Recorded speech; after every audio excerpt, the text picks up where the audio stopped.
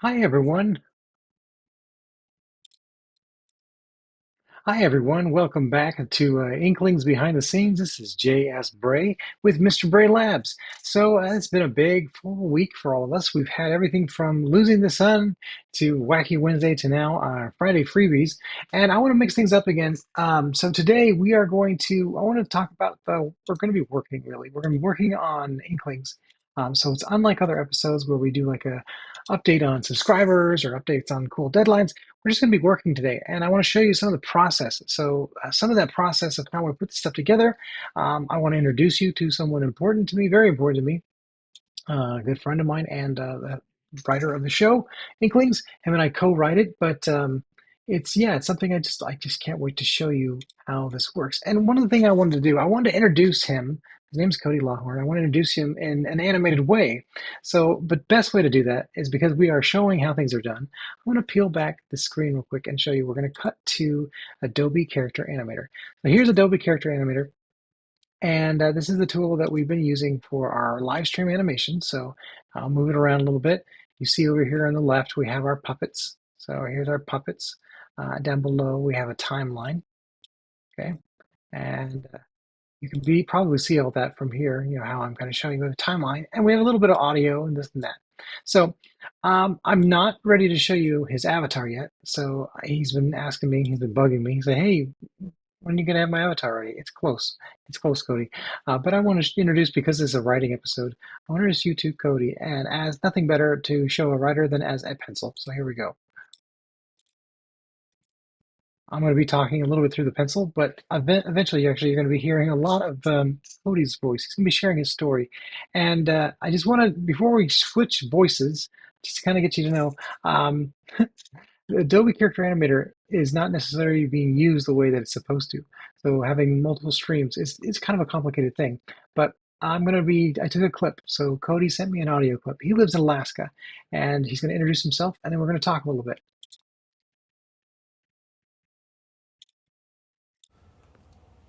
Hi, my name is Cody Lawhorn. I'm one of the producers and the head writer on Inklings.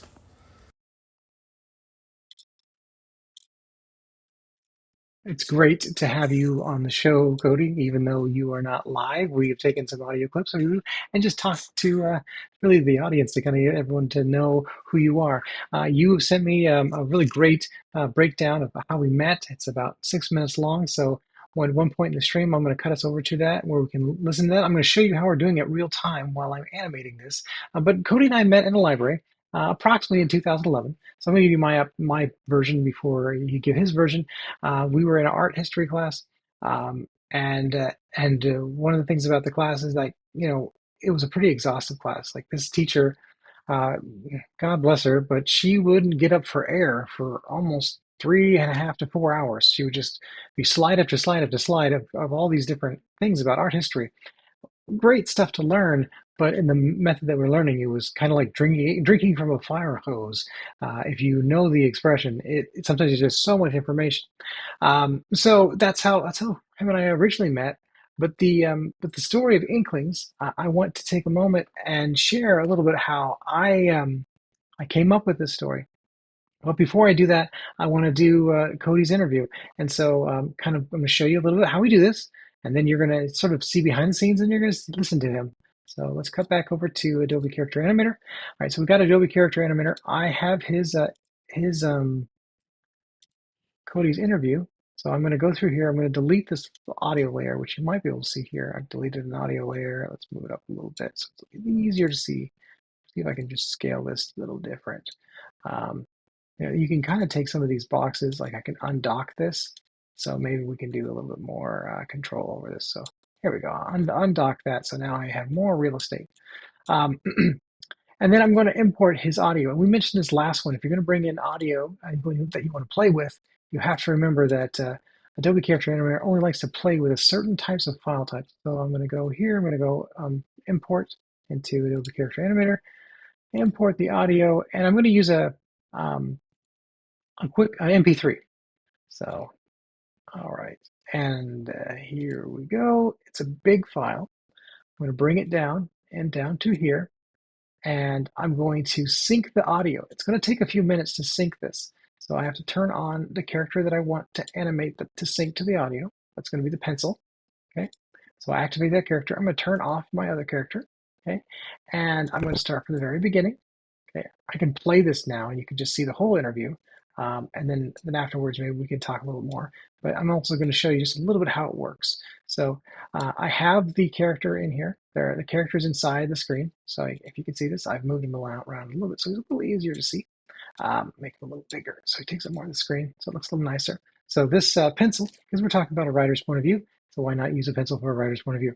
All right, there's something's funky going on with this pencil's eyebrows or eyelashes. Let's see what's going on. Let me take a look why. I'll bring up I'll bring it up the stream real quick. Let's see here. You know what would be good is I'm showing you how I'm doing this. So see, maybe I can bring up Illustrator. Maybe that's going to let us show this. It may not come up today. Cut across. Okay, Illustrator. One moment.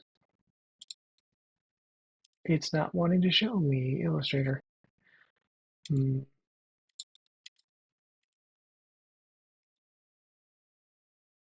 Adobe Illustrator. It's not letting me show. That's the strangest thing. All right, that's okay. Adobe OBS is a free software, so sometimes they get a little buggy. I think I know why the character's eyebrow is doing something funky. I'm going to go in here into the Illustrator file and make sure that this eyelash is not turned off in a weird way. There we go. All right, and let's save this and watch this. If you want to see, remember, real time, we can always update these things, and then the eyelash should show up. Come on, baby. There we go. It's fixing now. My eyelids are looking normal. All right, so I'm going to play this audio. I'm going to sit back and I'm just going to play this audio, and you're going to listen to a 6-minute chat from Cody about how we met, and he's going to be speaking through the pencil. So, yeah, enjoy.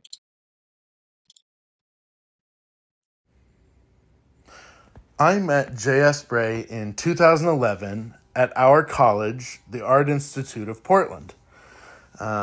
This was all the way back in 2011. Okay, it looks like it's having a little trouble. Okay, let's see here. Again, we try to show you this in real time so you can see the mistakes in real time.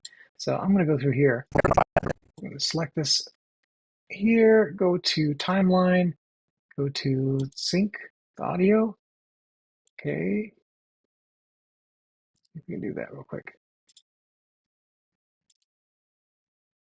Okay, this is going to take a couple minutes.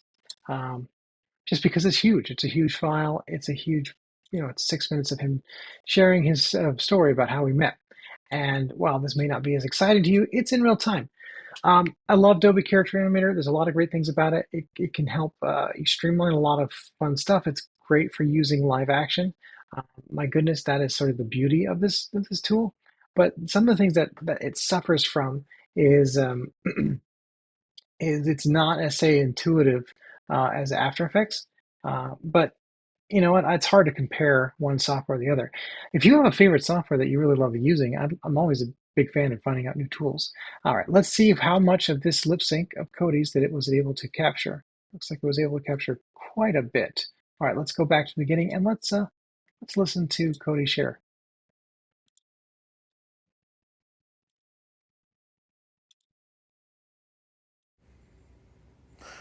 I met J.S. Bray in 2011 at our college, the Art Institute of Portland. This was all the way back in 2011. Our school has since closed down. But 2011 was an interesting year for me. Had already been to college for about one whole year, and it was at this point where I really started to dive into the science of visual storytelling. I should probably back up for a second. I met Jesse in 2011. It was specifically our art history class. That's where we met, and we kind of sat next to each other and kind of always hung out in class. But our friendship really formed in the library.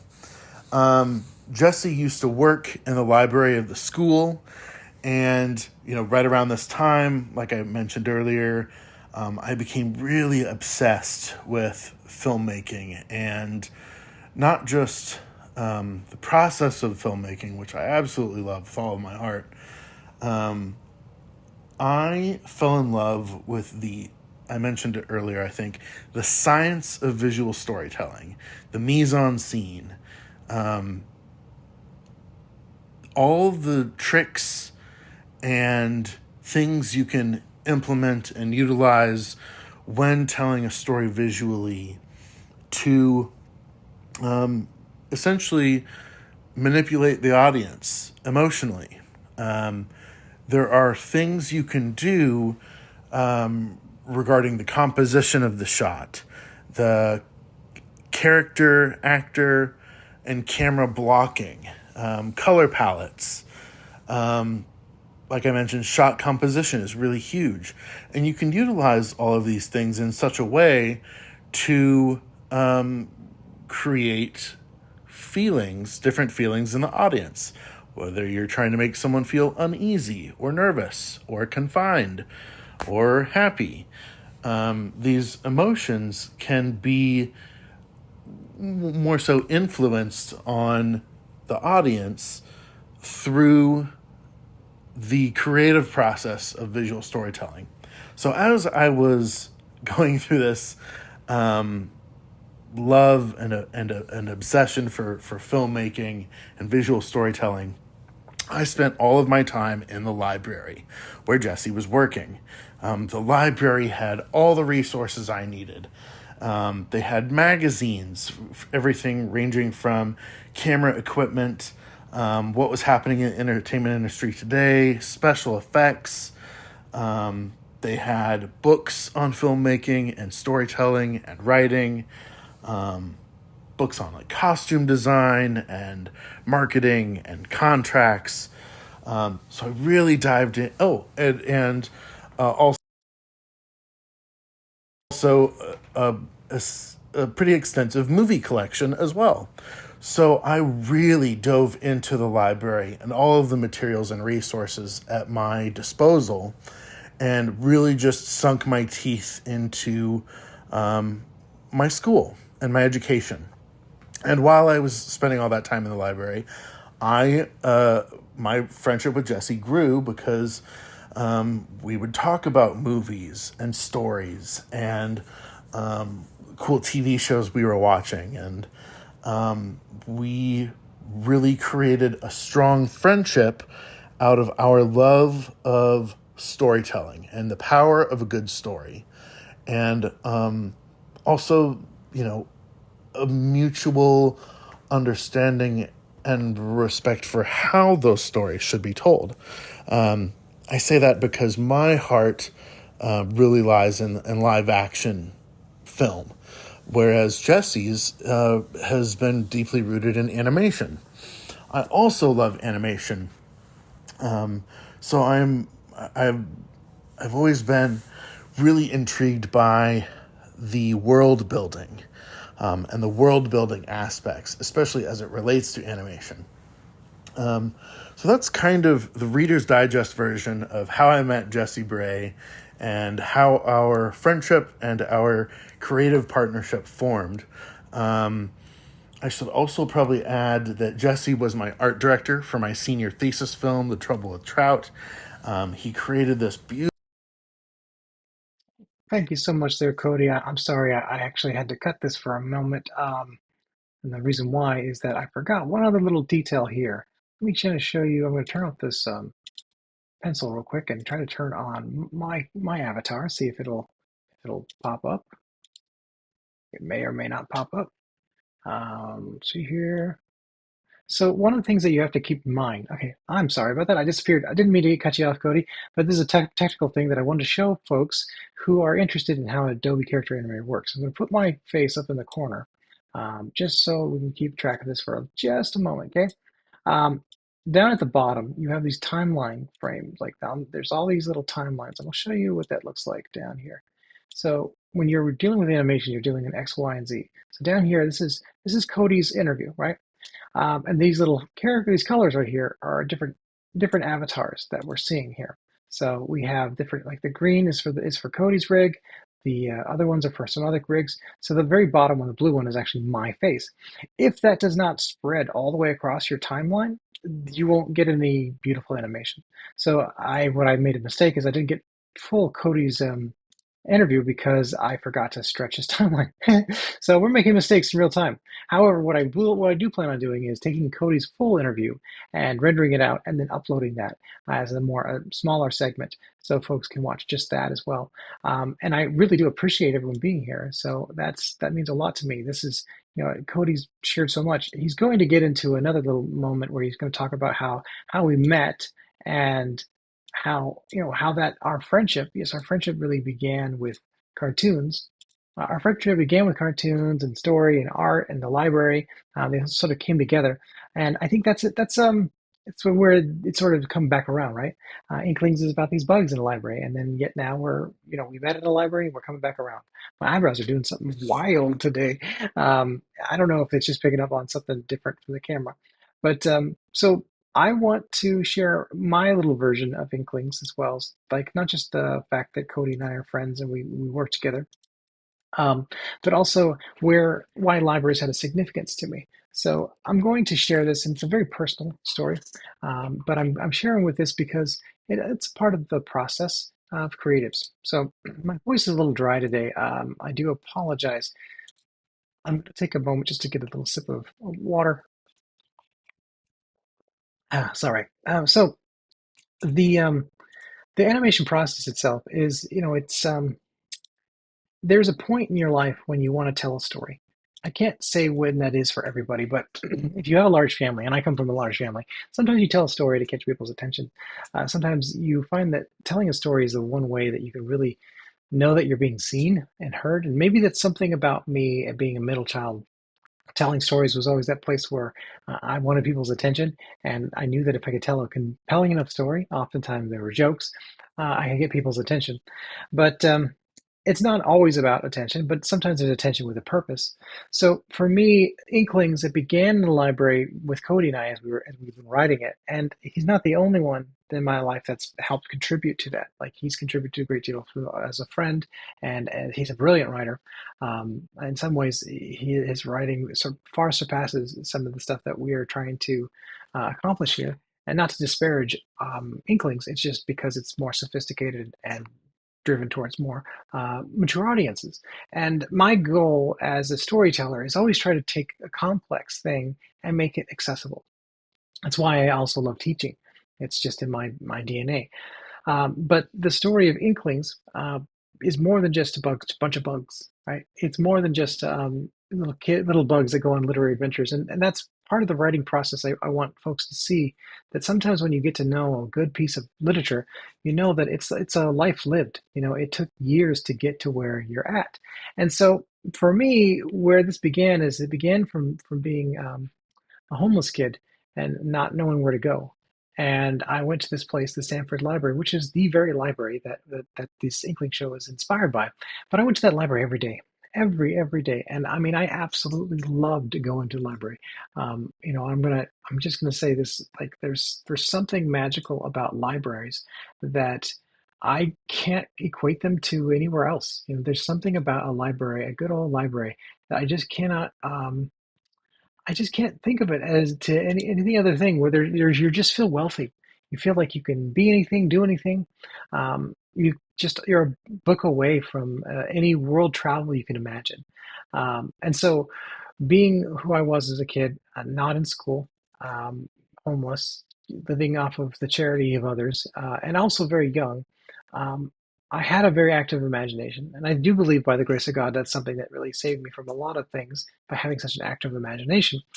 My imagination was just absolutely blossomed at the library. And the library was this one place that really did find a way to just make me feel at home. Libraries and churches, specifically churches that were more relationship focused, like they were very very loving. And I'm not saying that other churches aren't. I'm just saying that they were very much they're not so stuffy about protocols and procedures, but they were very big on just you know caring for people who they are, where they're coming from. And so, because of that, libraries felt like that to me. And the library in Maine was an amazing experience because of that. It was just so generous, and perhaps I didn't. Maybe I wore people down, but if you ever experience a sense of generosity in your life that has changed you, um, and I believe that's what I can truly say about Inklings. Today's episode has really been about the writing room. We're talking about how we are as writers, what brings us together.